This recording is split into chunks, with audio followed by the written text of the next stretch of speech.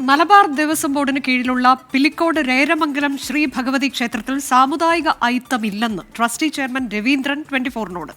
എല്ലാ സമുദായത്തിൽ ഉൾപ്പെട്ട ആളുകളും ക്ഷേത്രത്തിൽ എത്തുന്നുണ്ട്. ട്രസ്റ്റിയിലും ക്ഷേത്രാനുബന്ധ കമ്മിറ്റികളിലും എല്ലാ വിഭാഗം ആളുകളുമുണ്ടെന്നും ക്ഷേത്ര ഭാരവാഹികൾ വ്യക്തമാക്കി. അരുൺ പാറയ്ക്കൽ തയ്യാറാക്കി റിപ്പോർട്ട് കാണും. പിലിക്കോട് ശ്രീ രൈരമംഗലം ഭഗവതി ക്ഷേത്രത്തിലെ നാലമ്പലത്തിനകത്തേക്ക് ചില പ്രത്യേക സമുദായക്കാർക്ക് മാത്രമാണ് പ്രവേശനം സാധ്യമാകൂ എന്ന തരത്തിലൊരു വാർത്ത നേരത്തെ വന്നിരുന്നു. അങ്ങനെ നിലവ് പുരുഷ സ്വയം സഹായ സംഘത്തിലെ കുറച്ച് ആളുകൾ ഇവിടേക്ക് എത്തുകയും അവർ നാലമ്പലത്തിനകത്തേക്ക് പ്രവേശിക്കുകയും ചെയ്തു. അത് വലിയൊരു വിപ്ലവം സൃഷ്ടിച്ചു എന്ന തരത്തിലൊക്കെ വിവരങ്ങൾ പുറത്തു വന്നിരുന്നു. ഇപ്പോൾ ഈ ക്ഷേത്ര കമ്മിറ്റി ഭാരവാഹികൾ നമുക്കിപ്പം ചേരുകയാണ്. അവർ ഇന്നലെ ചന്തേര പോലീസ് സ്റ്റേഷനിലൊരു പരാതിയൊക്കെ നൽകിയിട്ടുണ്ട്. എന്താണ് ശരിക്കും ഇതിൻ്റെ ഒരു വസ്തുത? ഇന്നലെ ഏകദേശം 8:30 മണിയാണ് രാവിലെ 10-16ഓളം പേരാണ് ഇതിനകത്ത് കയറിയത്. അപ്പോൾ അതിനകത്ത് നമ്മുടെ മേൽശാന്തി ഉൾപ്പെടെയുള്ള ക്ഷേത്രം ജീവനക്കാരുണ്ടായത്. അവരുടെ അഭിപ്രായം എന്ന രീതിയിൽ തന്നെയാണ് നമ്മളതിനെ അവർ ചെയ്ത ആ പ്രവൃത്തി എന്ന രീതിയിൽ നമ്മളതിൻ്റെ കാര്യങ്ങൾ എഴുതി വാങ്ങിക്കുകയും അതുമായി ബന്ധപ്പെട്ട് നമ്മുടേതായ പരാതിയും കൂടി ചന്തര പോലീസ് സ്റ്റേഷനിലാണ് അത് പരാതിയായി നൽകിയിട്ടുള്ളത്. ഇതിലെ പ്രത്യേക സമുദായക്കാർക്ക്, അതായത് നമ്പൂതിരി, മാര, വാര് തുടങ്ങിയ സമുദായക്കാർക്ക് മാത്രമാണ് ഈ ക്ഷേത്രത്തിനകത്തേക്ക് പ്രവേശനം സാധ്യമായിരുന്നുള്ളൂ. അതിപ്പോൾ മാറ്റം വന്നു എന്നാണ് പറയുന്നത്. അതിൻ്റെ യാഥാർത്ഥ്യം എന്താ?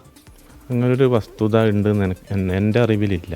അതുകൊണ്ട് ക്ഷേത്രപ്രവേശന വിളംബരത്തോടനുബന്ധിച്ച് എല്ലാ ആൾക്കാർക്കും ഇതിനകത്ത് ക്ഷേത്രത്തെ മതിലിനകത്ത് എത്തി ആരാധന നടത്താനുള്ള ഇത് അന്ന് മുതൽ ഇന്ന് വരെ നടന്നു പോകുന്നുണ്ട്.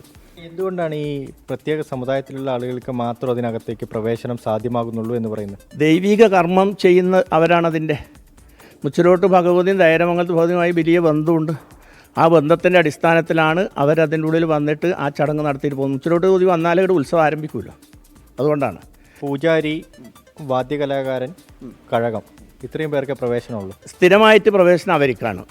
അടിച്ചു കളിക്കുന്ന സ്ത്രീ പോലും അതിൻ്റെ ഉള്ളിൽ കയറലില്ല. ഇതുപോലുള്ള ആവശ്യങ്ങൾ, അതായത് ഇങ്ങനെ ചില ആളുകൾ മാത്രം കയറുന്നു, മറ്റുള്ള ആളുകൾക്ക്, വിശ്വാസികൾക്ക് കയറാൻ കഴിയുന്നില്ല എന്ന തരത്തിലുള്ള ഒരു ആരോപണം വരുന്നുണ്ടല്ലോ.